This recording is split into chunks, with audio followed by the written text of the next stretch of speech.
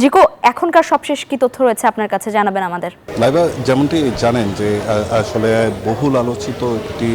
হত্যাকাণ্ড, অবসরপ্রাপ্ত মেজর সিনহার যে ঘটনাটি ঘটেছিল কক্সবাজারে, সেই ঘটনার পরিপ্রেক্ষিতেই কিন্তু আজকে উচ্চ আদালতের ডেথ রেফারেন্স এবং আপিলের রায় অনুষ্ঠিত হলো এবং এখানে কিন্তু নিম্ন আদালতের যেই রায়টি ছিল, অর্থাৎ ওসি প্রদীপ সহ দুজনের মৃত্যুদণ্ড এবং বাকি 6 জনের যাবজ্জীবন কারাদণ্ড, সেটি কিন্তু বহাল রেখেছেন আদালত। তো যার প্রেক্ষিতে কিন্তু এই রায়টি আশা করছিলেন রাষ্ট্রপক্ষের আইনজীবী, পাশাপাশি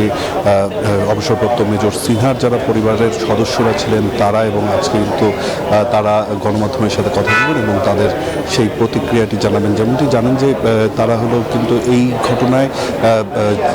প্রত্যক্ষদর্শী যারা ছিল তাদেরকে কিন্তু উপস্থাপন করা হয়েছিল উচ্চ আদালতে, এবং তারই মাধ্যমে কিন্তু এই ঘটনাটি যে একটি ঠান্ডা মাথায় প্ল্যান করে হলো হত্যাকাণ্ড ঘটানো হয়েছে সেটি কিন্তু প্রমাণ করতে সক্ষম হয়েছিল আদালতে রাষ্ট্রপক্ষের আইনজীবীরা, এবং তারই প্রেক্ষিতে কিন্তু আজকে এই রায়টি অনুষ্ঠিত হলো এবং যাতে কিন্তু অনেক খুশি এখানে যারা পরিবারের সদস্যরা রয়েছেন, যারা বাদীপক্ষের আইনজীবী রয়েছেন, তারা কিন্তু সবাই এই বিষয়ে সন্তোষ প্রকাশ করেছেন উচ্চ আদালতের এই রায়ের পরিপ্রেক্ষিতে। যেমনটি জানেন যে এই হত্যাকাণ্ডটি যখন সংঘটিত হয়েছিল তখন কিন্তু অবসরপ্রাপ্ত মেজর সিনহা তাকে কিন্তু মাদক চোরাকারবারি এবং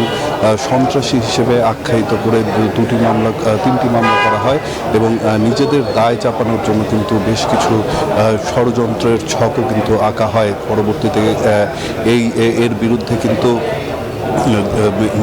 অবসরপ্রাপ্ত মেজর সিনহার বড় বোন তিনি কিন্তু কক্সবাজারের আদালতে হলো মামলা করেন এবং এর কিন্তু বিচারিক কার্যক্রম শুরু হয়, যার পরিপ্রেক্ষিতে কিন্তু নিম্ন আদালতে কক্সবাজারের যেই দায়রা জজ আছে সেখান থেকে কিন্তু তাদেরকে অ্যারেস্ট করে তাদের হলো সাজা হলো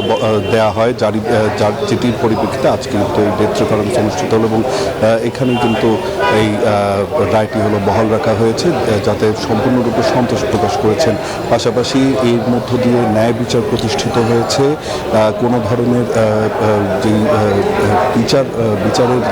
বহির্ভূত হত্যাকাণ্ড সেগুলো আসলে বন্ধ হবে, এমনটি কিন্তু প্রত্যাশা করছেন স্বজনেরা এবং